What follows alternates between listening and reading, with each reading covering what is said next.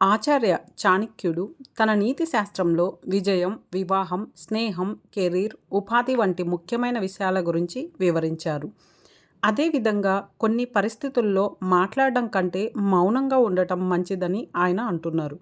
కాబట్టి ఆయన చెప్పినట్టుగా ఎప్పుడు మౌనంగా ఉండటం మంచిదో తెలుసుకుందామా? తెలివి తక్కువ వ్యక్తులతో వాదించడం పనికిరాదని చాణక్యుడు చెప్పాడు. తెలివి తక్కువ వ్యక్తులతో మాట్లాడే బదులు మౌనంగా ఉండడం మంచిది. ఈ విధంగా మీరు మీ గౌరవాన్ని కాపాడుకోవచ్చు. అనవసరమైన తగాదాలను కూడా నివారించుకోవచ్చు. కోపమే మనిషికి అతిపెద్ద శత్రువు అని చాణక్యుడు చెప్పాడు. కోపంలో తీసుకున్న నిర్ణయాలు తప్పు అయినట్లే కోపంలో మాట్లాడటం కూడా పెద్ద తప్పు. ఎందుకంటే కోపంలో మాట్లాడడం వల్ల గొడవలు మరింత పెరుగుతాయి.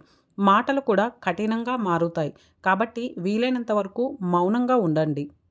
మొండి వ్యక్తులతో వ్యవహరించేటప్పుడు అనవసరమైన మాటలను నివారించడం ఉత్తమం అని చాణక్యుడు చెప్పాడు.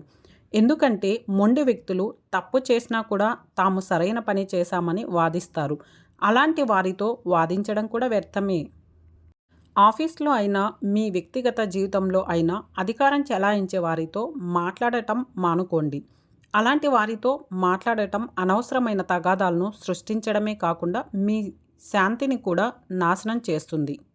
ఆచార్య చాణక్యుడు మద్యపానం చేసేవారితో లేదా మాదక ద్రవ్యాలకు బానిసలైన వారితో మాట్లాడటం అర్థరహితమని చెప్తున్నారు.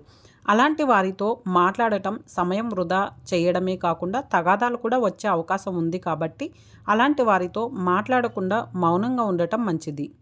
జీవితంలో క్లిష్ట పరిస్థితులు ఎదురైనప్పుడు వీలైనంత వరకు మౌనంగా ఉండటం మంచిది. అలాంటి పరిస్థితుల్లో మౌనంగా ఉండటం వలన బాగా ఆలోచించి సరైన నిర్ణయాలు తీసుకోగలుగుతారు.